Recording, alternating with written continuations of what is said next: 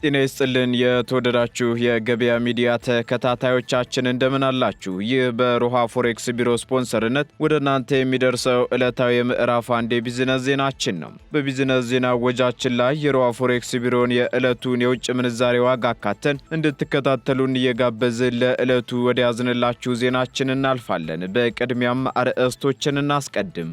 በውጭ ሀገራት ሆነው መረጃዎችን በማሰራጨት በሚያገኙት ገቢ ላይ አነጋጋሪ የሆነ ረቂቅ አዋጅ መውጣቱ ተሰምቷል። አዋጁ ከዚህ በተጨማሪ ሌሎች ድንጋጌዎችንም በውስጡ መያዙ ተነግሯል። የምናጋራችሁ ይሆናል። በክልሉ በተከሰተው የጎርፍ መጥለቅለቅና የመሬት መሰንጠቅ አደጋ በሺዎች የሚቆጠሩ ነዋሪዎች የተፈናቀሉ ሲሆን በርካቶች ደግሞ የድረሱልን ጥሪ እያሰሙ ነው ተብሏል። በዝርዝር ከምናደርሳችሁ መረጃዎቻችን መካከል ይገኝበታል። የግብር እፎይታንና ከቀረጥ ነፃ ማበረታቻን በሚመለከት አዲስ አነጋጋሪ መመሪያ መጽደቁ ተነግሯል።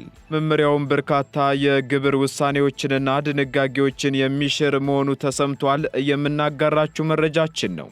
በኢትዮ ጅቡቲ ባቡር ትራንስፖርት ኩባንያ ላይ ከጅቡቲ መንግስት ጥያቄ ማስነሳቱ ተነግሯል። የሚሉትንና ሌሎች ኢኮኖሚያዊና ማህበራዊ መረጃዎቻችንን ይዘንላችኋል።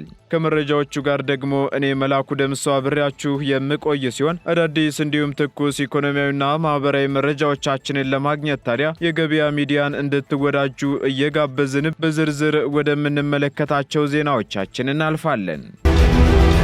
በድጋሚ የማይገኝ እድል በሳር ቤት አፍሪካ ህብረት ፊት ለፊት 40% ልዩ የቤት ቅናሽ በካሬ 64200 ብር ብቻ ባለ 1 መኝታ ከ4.8 ሚሊዮን ብር ጀምሮ ባለ 2 መኝታ ከ5.9 ሚሊዮን ብር ጀምሮ ባለ 3 መኝታ ከ8.4 ሚሊዮን ብር ጀምሮ በ2 ዓመት ከ6 ወር የሚረከቡት በአፍሪካ ህብረትና በአውሮፓ ህብረት አጠገብ ታላላቅ ኤምባሲዎች በሚገኙበት ሳር ቤት ለመኖሪያ ለኢንቨስትመንት ተመራጭ ቦታ የምንዋዋለው በኢትዮጵያ ብር ሲሆን ምንም አይነት የዋጋ ግሽበት አያሳስብም። ይህ ቅናሽ ለ10 ቀን ብቻ የሚቆይ በመሆኑ ይፍጠኑ፣ የድሉ ተጠቃሚ ሆኑ። ለበለጠ መረጃ በ0939 00 9808 አሊያም በ0969 48 38 38 ይደውሉልን። ቴምር ፕሮፐርቲስ። የኪነ ጥበብ ችግሮችን በዘላቂነት ለመፍታት ቁልፍ ሚና እንደሚኖረው የሚጠበቅ የጥበብ ፖሊሲ እየተዘጋጀ መሆኑን ከንቲባ አዳነች አቤቤ ተናገሩ። ከንቲባዋ በሀገር ግንባታ ላይ የኪነ ጥበብ አስተዋጽኦ የላቀ በመሆኑ በጋራ በሀገር ልማት ላይ መስራት እንደሚያስፈልግም ተናግረዋል። ከንቲባ አዳነች የገለጹት ሀገርና ጥበብ ለኢትዮጵያ ማንሰራራት በሚል መሪ ቃል የኪነ ጥበብ ዘርፍ የማጠቃለያ ውይይት በተደረገበት ወቅት ሲሆን በአዲስ አበባ እየተሰሩ ያሉ የልማት ስራዎችን በጥበብ ለማጉላት ተቀራርቦ ለመስራት ዝግጁ መሆናቸውንም ገልጸዋል። በወቅቱም ከሁሉም የኪነ ጥበብ ዘርፍ የተወከሉ ተሳታፊዎች ከየዘርፎቻቸው ጋር የተገናኙ ጥያቄዎችን ያነሱ ሲሆን ከጥቅማ ጥቅም ከፖሊሲና አሰራር ጋር የተያዙ ጥያቄዎችን አቀርበዋል። ለተነሱት ጥያቄዎች ምላሽ የሰጡት ከንቲባ አዳነች አቤቤ የኪነ ጥበብ ችግሮችን በዘላቂነት ለመፍታት ቁልፍ ሚና እንደሚኖረው የሚጠበቅ የጥበብ ፖሊሲ እየተዘጋጀ መሆኑን ተናግረዋል። አክለውም በሁሉም ዘርፍ ያሉ ልማቶችን የሚያጎሉ የኪነ ጥበብ ስራዎች ይጠበቃሉ ያሉት ከንቲባዋ ለሀገር ልማት ደግሞ ተቀራርቦ መስራት ያስፈልጋልም ብለዋል። በዓለም በየዓመቱ 600 ሚሊዮን ያህል ሰዎች በምግብ ወለድ በሽታዎች እንደሚያዙና ከነዚህ መካከልም 420 ሺህ የሚሆኑት ደግሞ ለሞት እንደሚዳረጉ ተነገረም። ደህንነቱ ያልተጠበቀ የምግብ ስርጭት የጤና ችግሮች ከመፍጠሩም ባለፈ በብዙዎች ላይ የተለያዩ ምጣኔ ሀብታዊና ማህበራዊ ቀውሶችን እያስከተለ ቀጥሏልም ተብሏል። ይህ የተባለውም የዓለም የምግብ ደህንነት ቀንን በማስመልከት የኢትዮጵያ ምግብና መድኃኒት ባለስልጣን ከሚመለከታቸው አካላት ጋር በተደረገው መድረክ ላይ ሲሆን የምግብ ደህንነት ቀን በዓለም አቀፍ ደረጃ በትላንትናው ዕለት ተከብሮ ውሏል።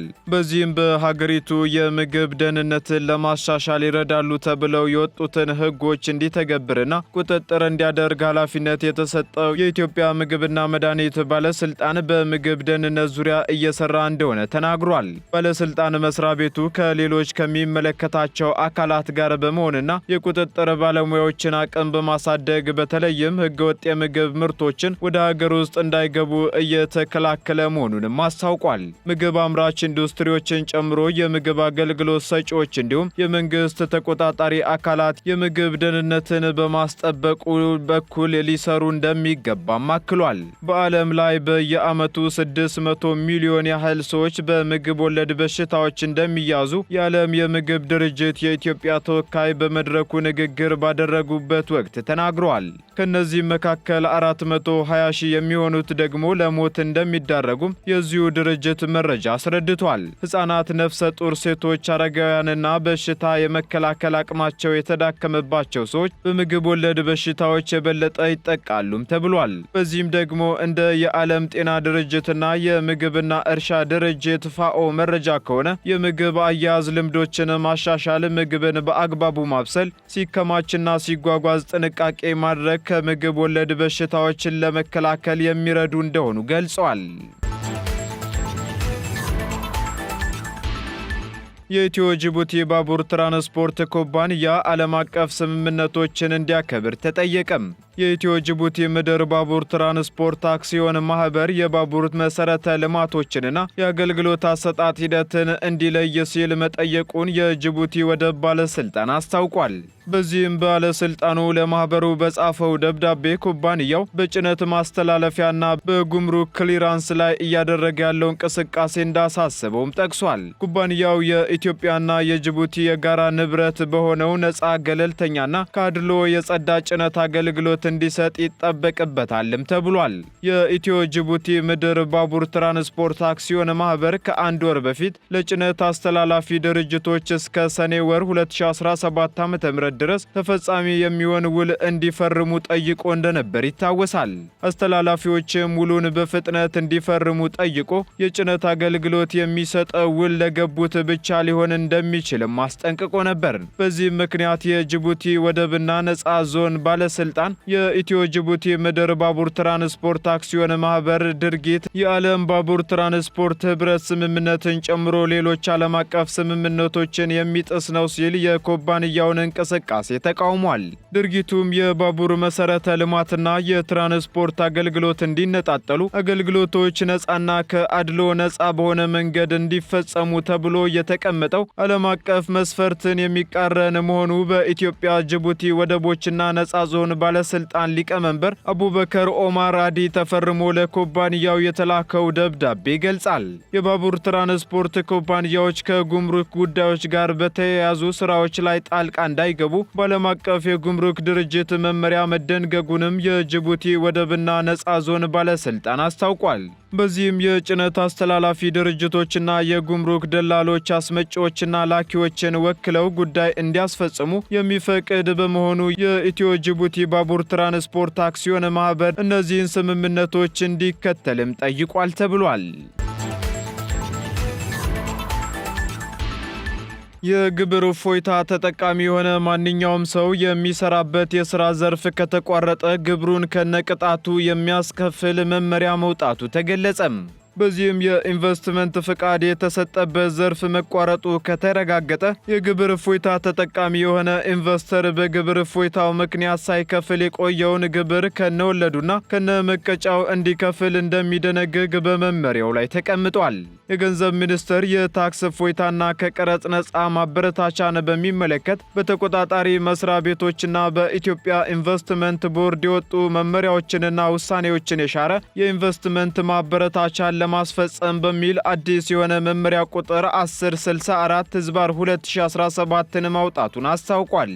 በጸደቀው መመሪያ መሰረት ማበረታቻ የተፈቀደለት አልሚ በተፈቀደለት የኢንቨስትመንት ዘርፍ ፍቃድ ሲያቀርብ የግብር እፎይታ የሚያገኝ ሲሆን አግባብ ባለው የፌዴራል ወይም የክልል የኢንቨስትመንት ባለስልጣን ኢንቨስትመንቱን ማጠናቀቁን የሚያረጋግጥና የታክስ እፎይታ እንዲሰጠው የሚጠይቅ የድጋፍ ደብዳቤ ማቅረብ ይኖርበታልም ተብሏል። የግብር እፎይታው የተፈቀደው በሐሰት ወይንም በተጭበረበረ ሰነድ ከሆነ እንዲሁም ለገቢዎች ሚኒስቴር የተሟላ የሂሳብ ማረጋገጫ ያላቀረበ ወይንም ደግሞ ሌሎች በደንቡ የተመላከቱ ግዴታዎችን ያልተወጣ ከሆነ የግብር እፎይታው እንደሚሰረዝም በመመሪያው ተገልጿል። በተጨማሪም የኢንቨስትመንት ፍቃድ የተሰጠበት ተግባር መቋረጡ ከተረጋገጠ በግብር እፎይታ ምክንያት ሳይከፈል የቆየውን ግብር ከነወለዱና ከነመቀጫው እንዲከፍል እንደሚያደርግም ተገልጿል።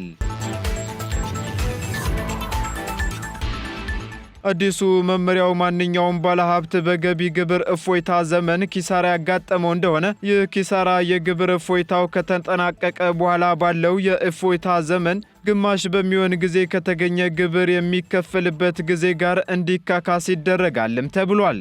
በተጨማሪም መመሪያው የግብር እፎይታን የመሰረዝ መብት ለገንዘብ ሚኒስቴር የሰጠ ሲሆን የተዘረዘበት ኢንቨስተር ውሳኔው በተገለጸበት በ30 ቀናት ውስጥ አቤቱታውን ማቅረብ ይችላልም ተብሏል።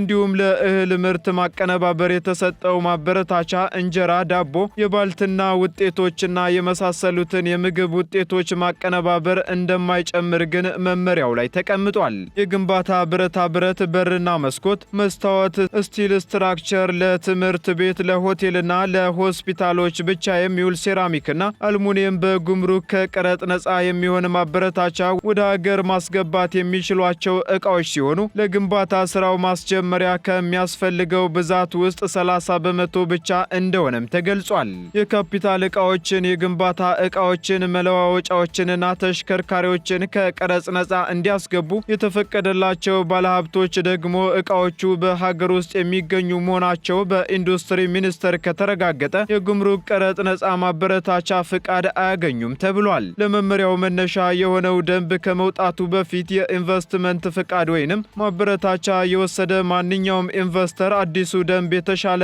የታክስ ማበረታቻ የሚያስገኙለት ከሆነ ማበረታቻውን ማግኘት እንደሚችል ተደንግጓል ሲል ሪፖርተር ጋዜጣ ዘግቧል።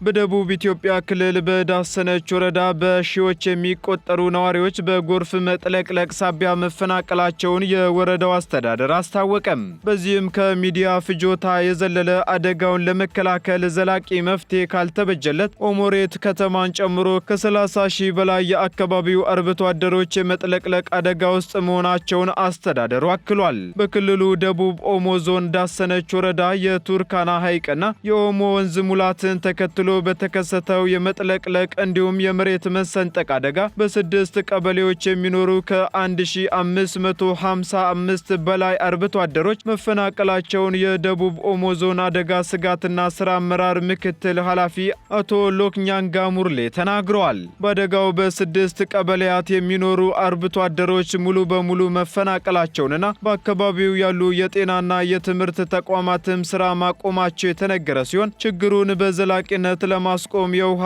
ማገደቢያ እንዲሰራ ለደቡብ ኢትዮጵያ ክልልና ለፌዴራል መንግስት ጥያቄ መቅረቡም ተገልጿል። በዚህም ሳቢያ የዘንድሮ አደጋ የከፋ ነው የሚሉት አርብቶ አደሮቹ ተፈናቅለን ከሰፈርንበት ቦታ ዳግም የውሃ ሙላቱ ደርሶ ነው ያፈናቀለን ሲሉም አስረድተዋል። ችግሩ ከ2012 ዓ.ም ጀምሮ እስካሁን ተባብሶ መቀጠሉንና ከዚህ ቀደምም በክረምት ወቅት ላይ የግልገል ግቤ ግድብም ስለሚሞላ ማስተንፈሻ ሲፈለግ ውሃ ከመለቀቁ በፊት ማህበረሰቡን አስወጡ የሚል ቅድመ ማስጠንቀቂያ ይደርሳቸው እንደነበረም አስተዳዳሪዎቹ አስታውቀዋል።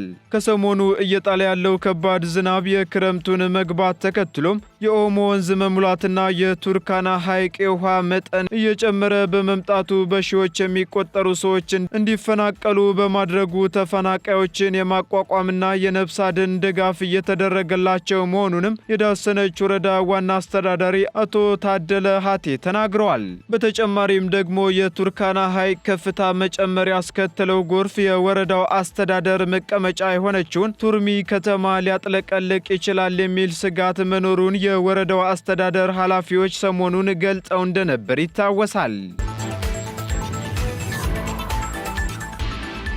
ቀጥለናል።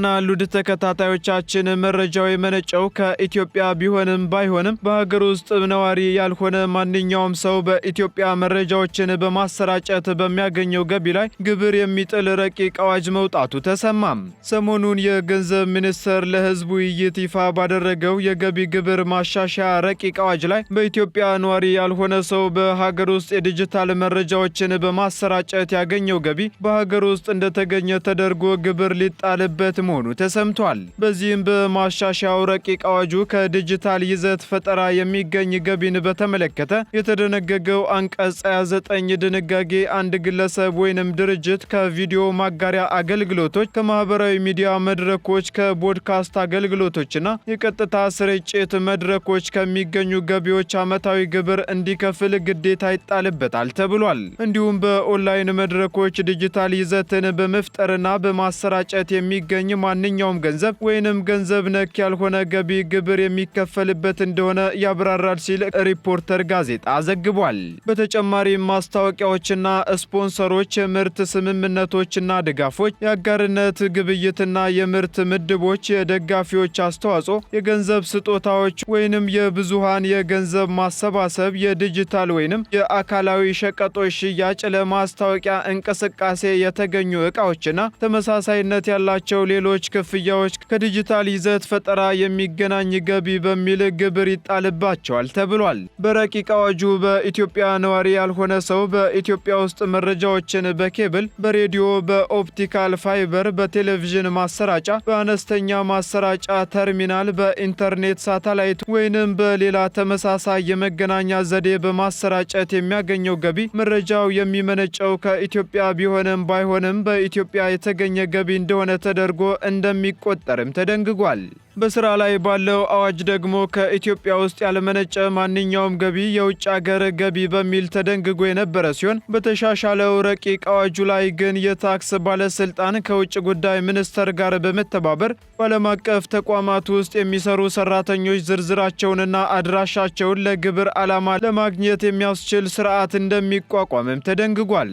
ረቂቅ አዋጁ የውጭ ጉዳይ ሚኒስቴር በዓለም አቀፍ ድርጅት ውስጥ ተቀጥረው የሚሰሩ ወይንም ኢትዮጵያ ውስጥ በሚገኝ የውጭ ሀገር ኤምባሲ፣ ዲፕሎማሲ ሚስዮን ወይንም ሌላ ወይም የቆንጽላ ተቋም ውስጥ የሚሰሩ ሰራተኞችን የሚመለከት መረጃ የማሰባሰብ ኃላፊነትም ተጥሎበታል ተብሏል። በመሆኑም በኢትዮጵያ ነዋሪ ያልሆነ ሰው ኢትዮጵያ ውስጥ ባለው በቋሚነት በሚሰራ ድርጅት አማካኝነት በኢትዮጵያ በሚገኝ የገንዘብ ተቋም ውስጥ የወለድ ገቢ ያገኘ እንደሆነ ከጠቅላላ የወለዱ ገቢ ላይ 5% እንደሚከፍል ተነግሯል። በሌላ በኩል በማንኛውም ሁኔታ ወለድ የሚያገኝ ከሆነ ደግሞ ከጠቅላላው የወለድ ገቢ ላይ 10% ግብር እንደሚከፍል ረቂቁ እንደሚያብራራ ዘገባው አክሏል።